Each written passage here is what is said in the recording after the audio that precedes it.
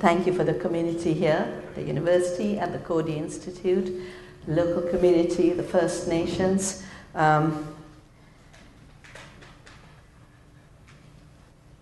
It's a challenge and a pleasure to address the theme of just food. And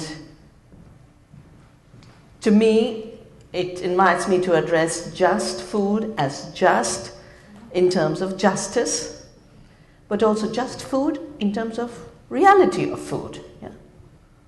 Just me, just you.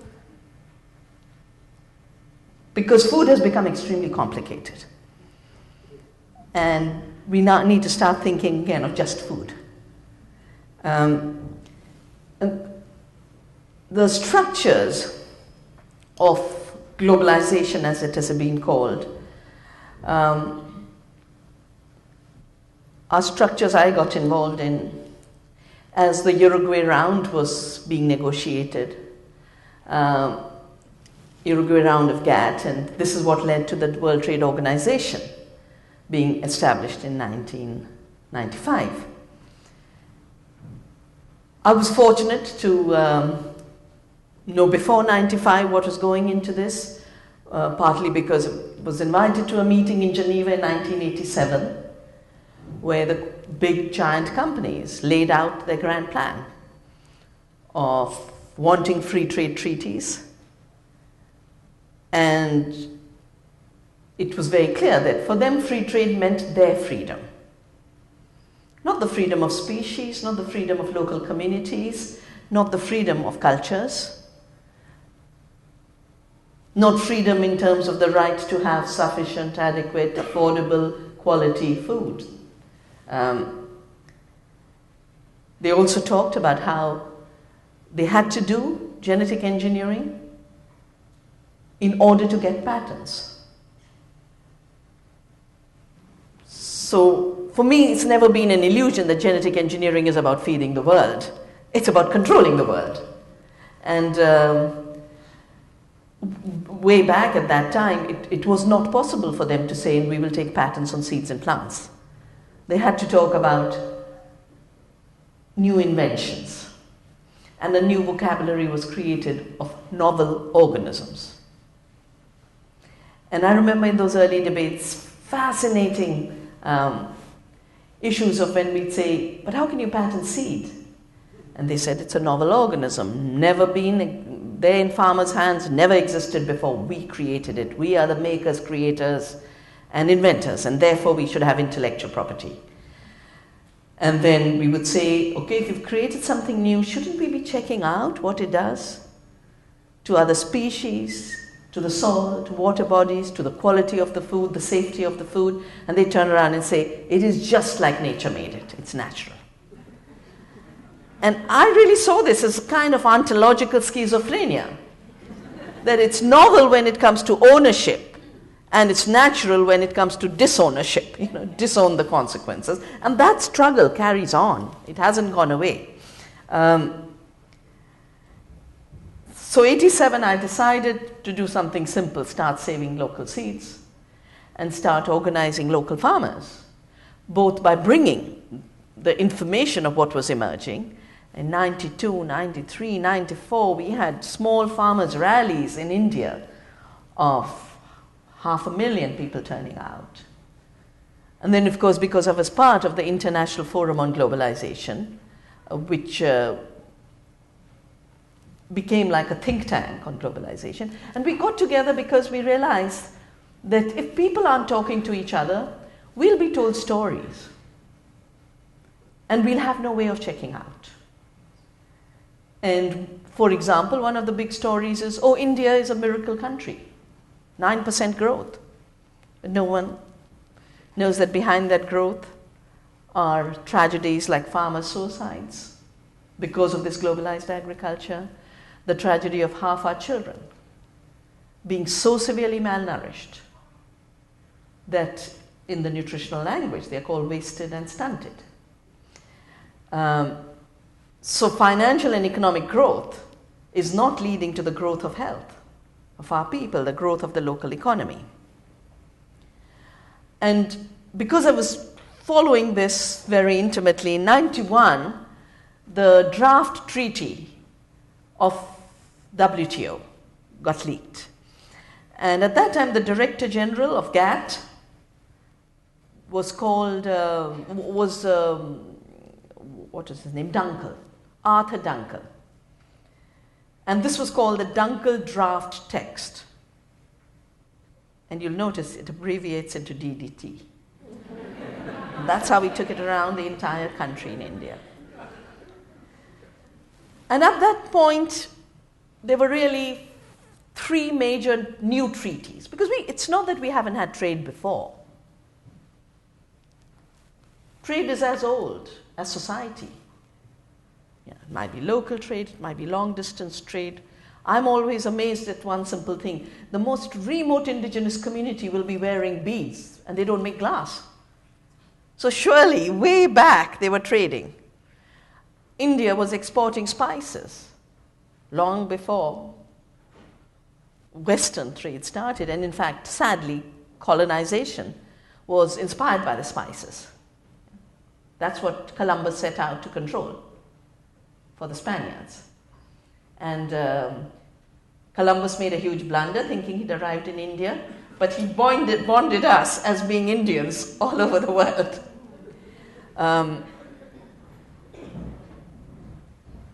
So trade is not new. International trade is not new. But what's new is this thing called unfree trade, called free trade, which is actually unfree trade.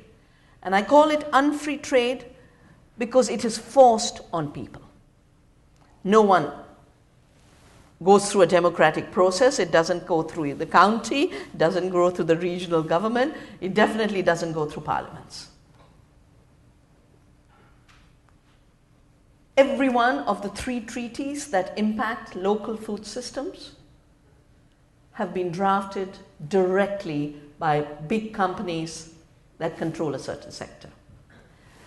So you have one treaty that I really believe should not exist, and that is a mouthful called the Trade-Related Intellectual Property Rights Agreement. And it's called Trade-Related Intellectual Property Rights because, first of all, there was nothing like intellectual property rights before the WTO.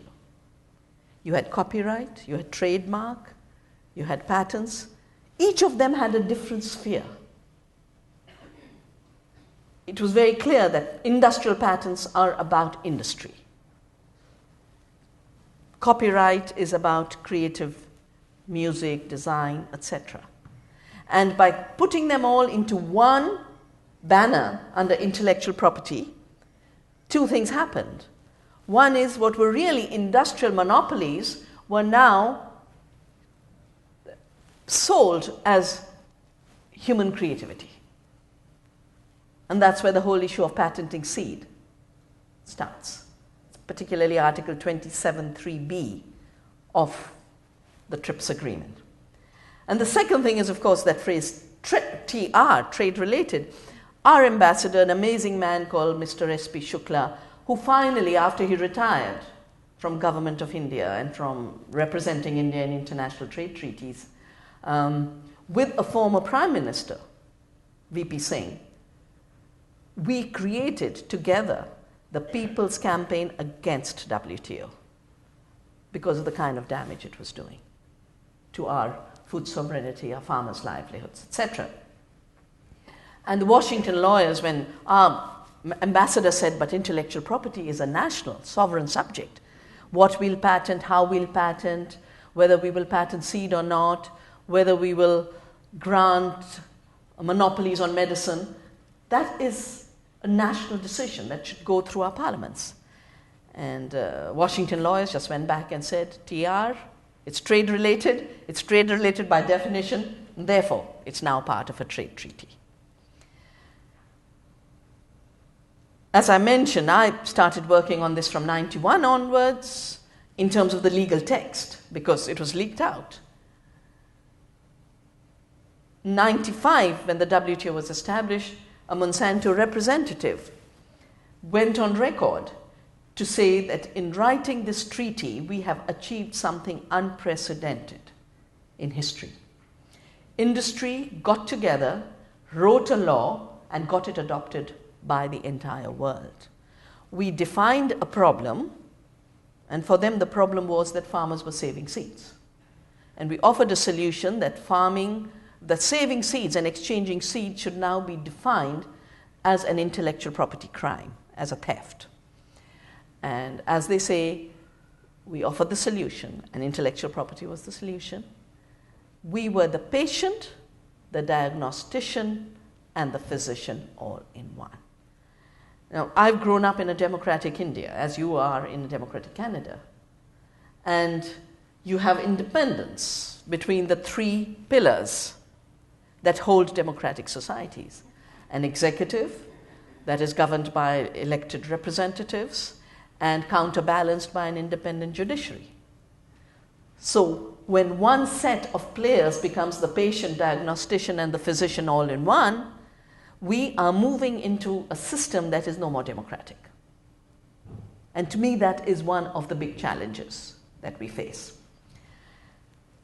As far as the issue of production and trade is concerned, we have something in the WTO called the Agriculture Agreement.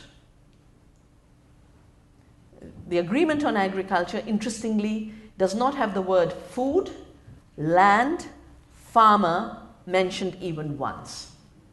It has 3 sections: market access, export competition, domestic support.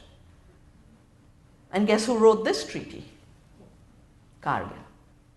The vice president of Cargill was deputed to head the US trade delegation, and this delegation then wrote the agriculture agreement. For a while there was problems with the Europeans, and eventually they sorted it out. They sorted it out in December, and by the middle of December they announced we've come to an agreement. And all our countries saying, but we weren't even consulted. And it was called the take it or leave it text. Yeah? You accept it or you just get out of an international system.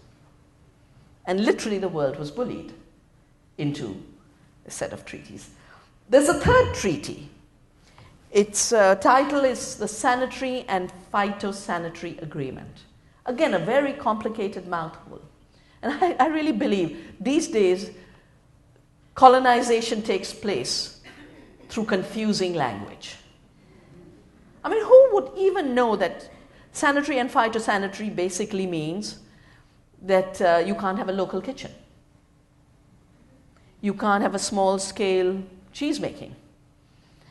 In my country, these laws have been used to shut down street foods.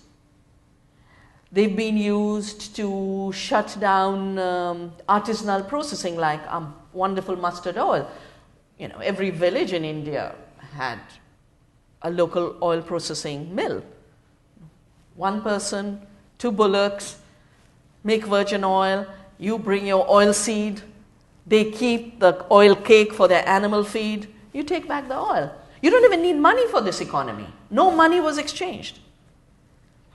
Because the mill made its income through cattle feed, they could maintain their animals without having to buy animal feed. And the ones who needed the oil, the farmer, could get oil without having to pay. It's the ultimate let system. Yeah? I notice you've got the local trading and the local currency here. And in effect, the SPS agreement was written by the giant processing industry.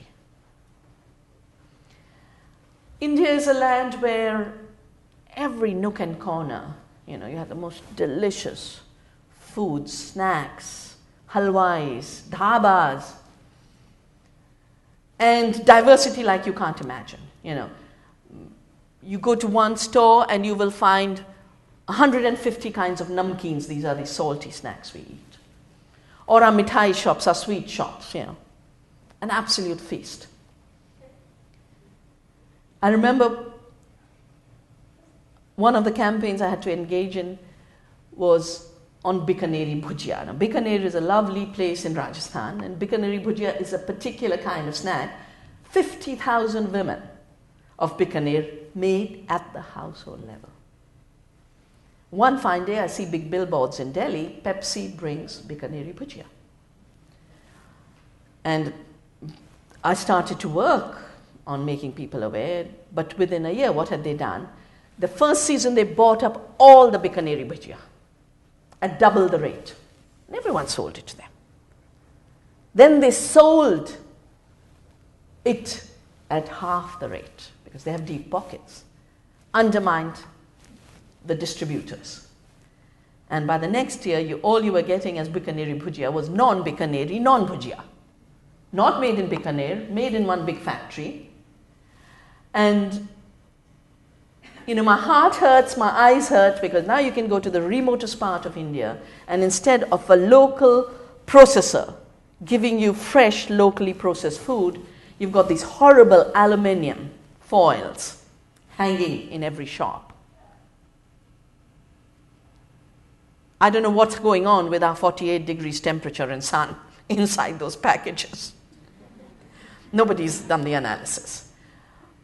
But an entire processing industry destroyed. And replaced by what? Junk food. The food safety issue, the laws on food standards are an important place to watch for any movement, any community wanting to build a local food economy. I call them pseudo-hygiene measures. Why are they pseudo-hygiene measures? Because the size of your kitchen has nothing to do with the safety and health.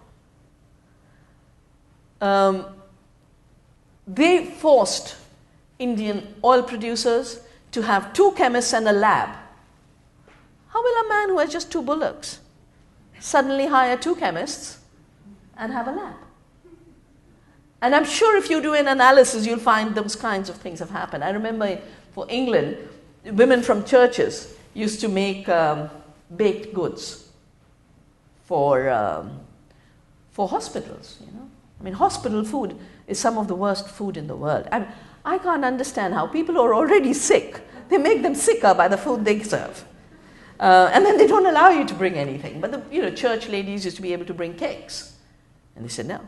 Sanitary measures is dangerous for your health. East Europeans come to me and say, in Poland, in Hungary, in Romania, they have 1 or 2 cows like we have in India. And when you have 1 or 2 cows, milking them by hand is the best thing to do. And it's not unhygienic. You've washed your hands. Your children are going to drink that milk. You're not going to be killing your children. No, European laws say, sorry. It's unhygienic. Food safety means you've got to have 1,000 cows, torture them in a mechanized factory farm, and bring milk that actually has health problems to people. And the funniest, of course, in these SPS measures is the idea that uniformity is safe and diversity is dangerous.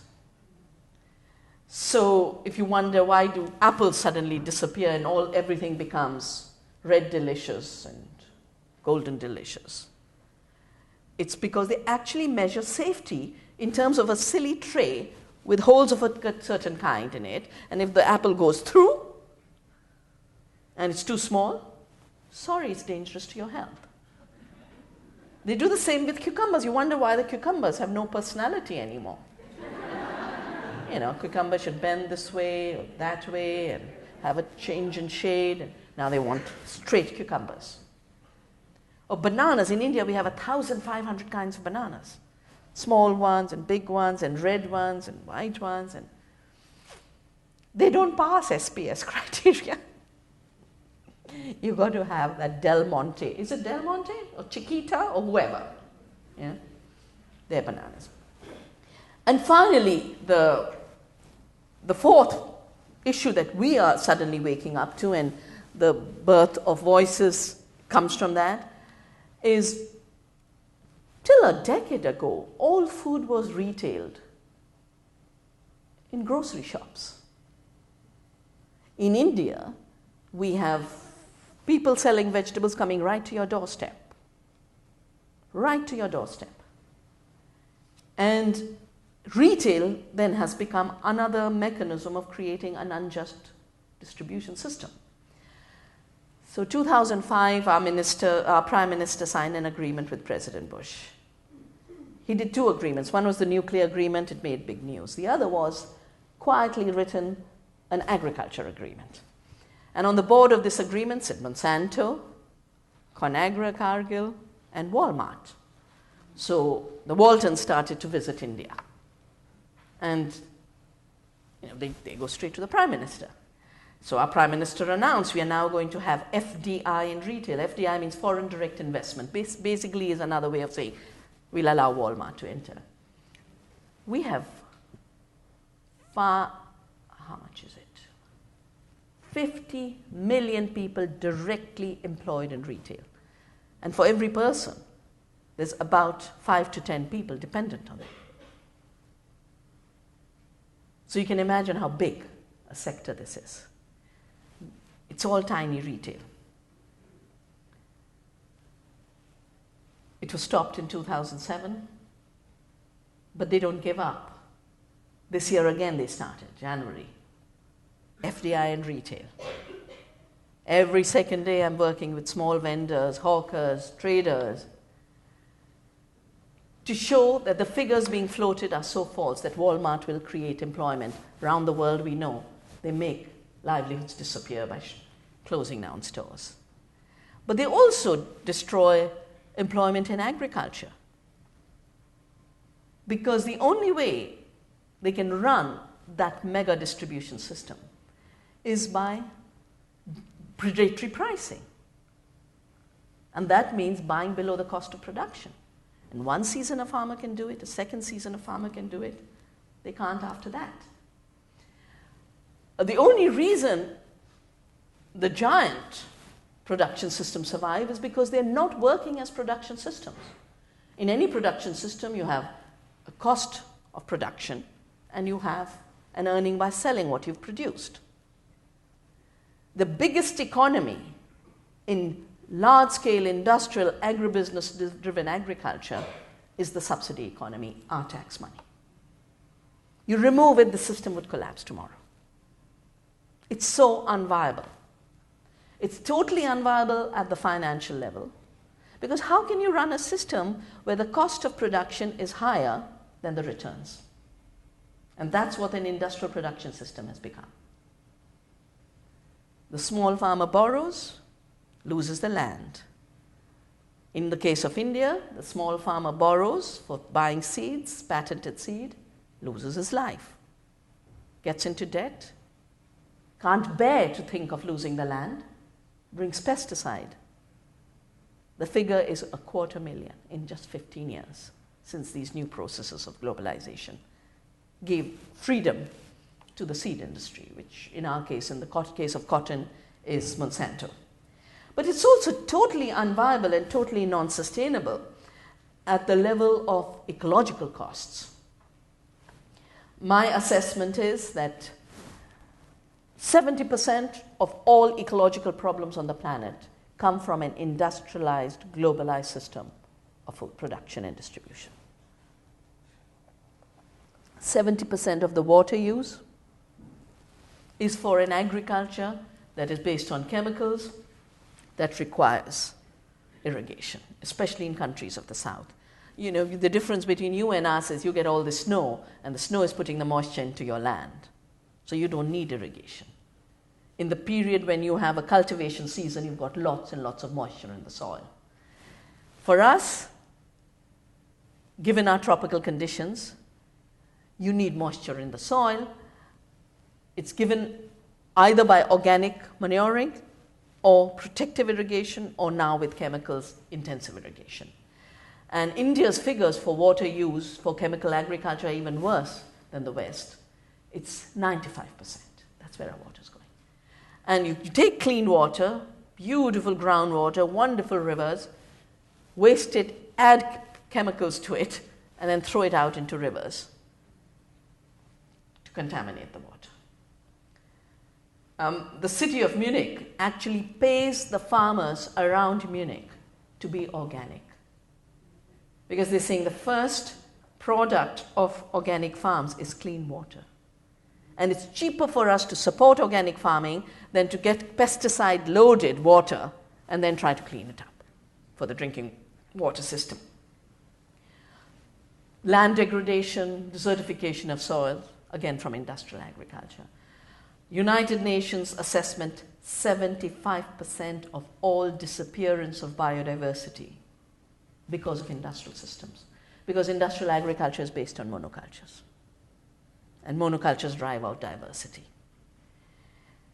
And then 40% of all climate change. I mean, we experienced climate change this year by a winter that was so severe that nearly 200 people died. Another 200 have died in Europe.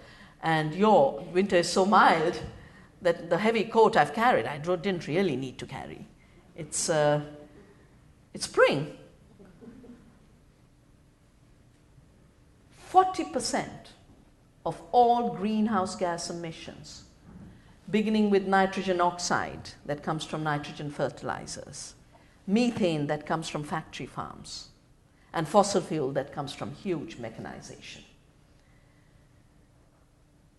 And if you were to really see where is our biggest health problem, it's from an unjust food system, which has transformed food into anti-food. First, it made food into non-food. Non-food is you turn it into a commodity. Yeah? You produce corn and soya, it doesn't matter. Today you drive a car with biodiesel and ethanol, it goes to feed animals. There's nothing unique about it for nourishing human beings. And the food web is the web of life. That's where all of life gets nourished. And the minute you stop thinking of food as part of the web of life, and you start thinking of food as only a commodity, then the first thing you do is destroy biodiversity. Second thing you do is destroy your farmers. And the third thing you do is destroy your food. And when I say it's now becoming anti-food, it's because what is being eaten is becoming the biggest source of harm to our health. I don't think something like high fructose corn syrup should exist. But Philip Morris makes good money out of it.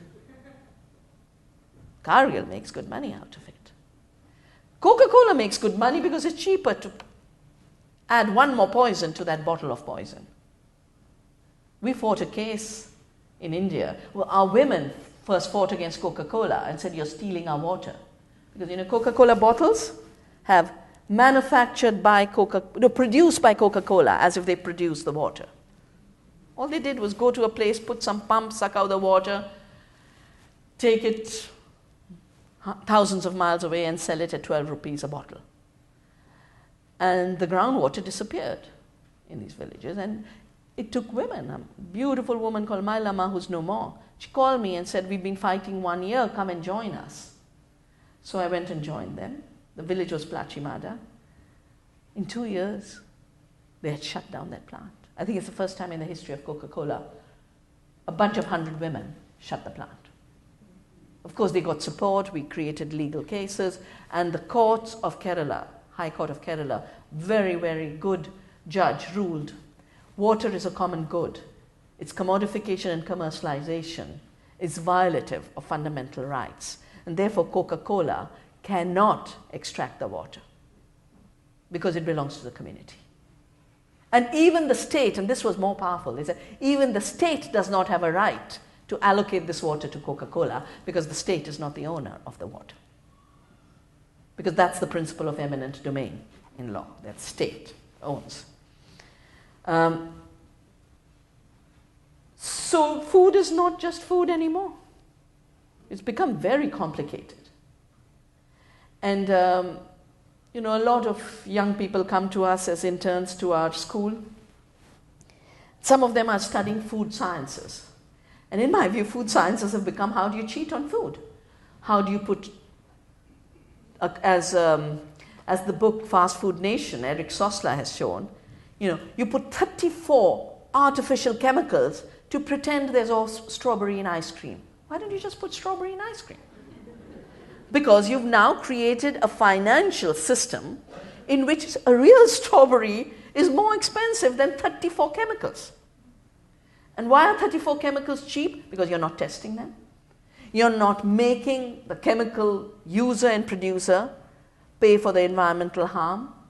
You're not making them pay for the assessments on health impact. So there's externalization. One big chunk is monopoly. Second big chunk is subsidy. And the third big chunk that explains this irony and paradox of high-cost production of food giving us cheap food. Something has gone wrong in the middle. And that middle is where all the fudging goes on. And that's why, for me, just food is both about bringing back justice into the food system and bringing back food and nutrition into the food system, bringing back quality and health and joy into the food system.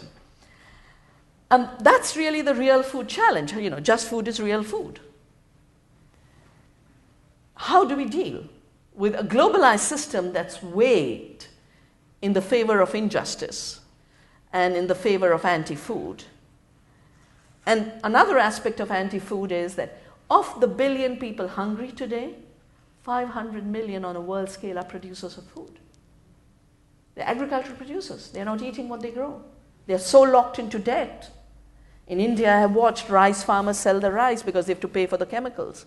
I have watched tribal women sell their jewelry to pay for a sack of urea, if only they knew what the sack is. But they've been made to believe, here's a miracle. You are primitive if you do composting. You are a progressive farmer, and you're going to make a lot of money.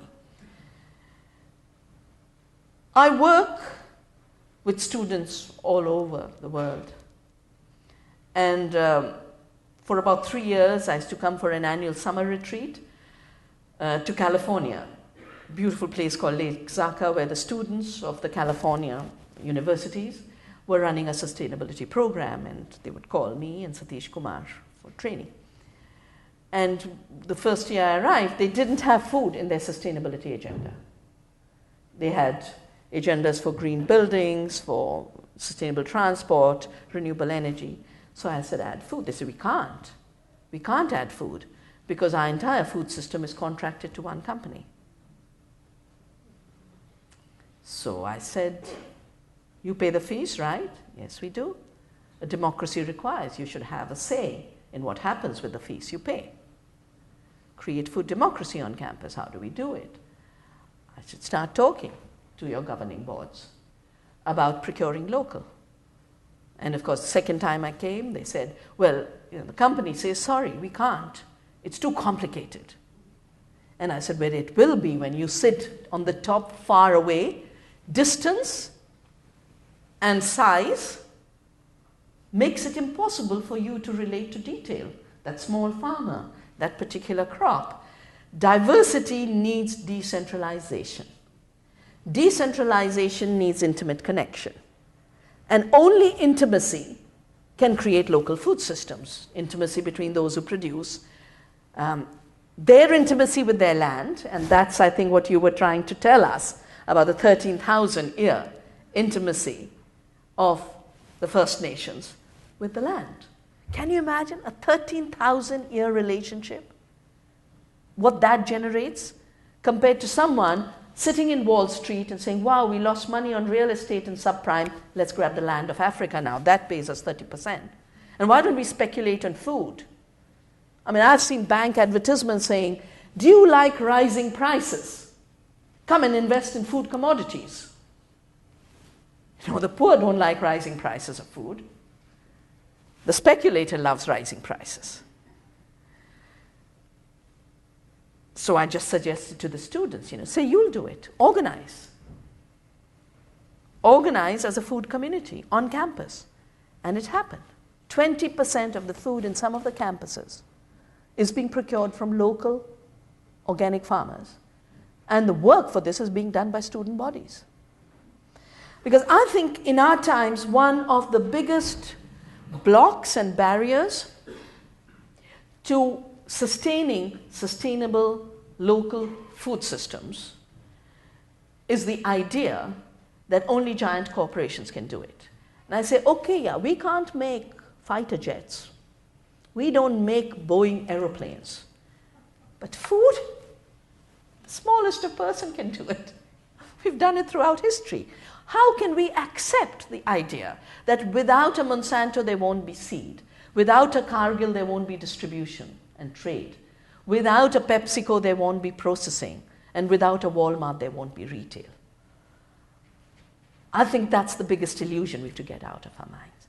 Of course, we are at a situation where this is being forced on us. It's being imposed on us on a very, very rapid scale. And the two things, and I've built Navdanya really to build another model to show that small farms produce more, biodiversity produces more, just trade based on justice and trade based on integrity gets you better food and more incomes for the producers, better quality food for the eaters. The two things that come to my mind in creating local and just food systems. The first is a conversation I had with an unemployed German youth. This must be about 20 years ago. And I was talking about globalization and WTO and everything. And we didn't at that point have globalization of our food industry at all. But I was describing what would happen. And he said, I get it. I get it. We are factory chicken being told, get out. They're throwing us out of the battery. And you are free-range chicken, and they're saying you can't be outside either. You get in to the battery. And he says, we have to meet at the battery chicken door. We have to learn from you how to be free-range, and you have to learn from us what the torture of being in that battery is about. And I think that's such an important little observation from an unemployed youth who was made disposable in his economy. And the second is an image that stays with me from the writings of Gandhi. Gandhi pulled out a spinning wheel and said, we're going to make us cloth. That was at the time where the mills of Manchester and Lancashire said, only we can make cloth for the whole world. And if that means we'll grab the land in North America from Native Americans, we'll make the plantations. If it means we're going to enslave the Africans, throw them into ships and take them as slave labor, we're going to do that. But only Lancashire and Manchester will make cloth. And Gandhi said, no, we can make our own cloth. And he pulled out the spinning wheel and gave us an entire activism and philosophy to build from there. And then he would be told, but how can you have millions of people spinning cloth? How can you build a national economy with millions of people? And he says, that's the only way we can build an economy for millions of people. And I don't see the future as pyramids where the top crushes the bottom that supports it. I see the world as organized in ever-expanding, never-ascending oceanic circles, where the outermost circumference gives support to the weakest within its sphere of influence. And that's what the local food economies are about. That's what Seed Savers Exchange is about. That's what seed sovereignty, food sovereignty is about. The idea that local does not mean isolation. Local means justice.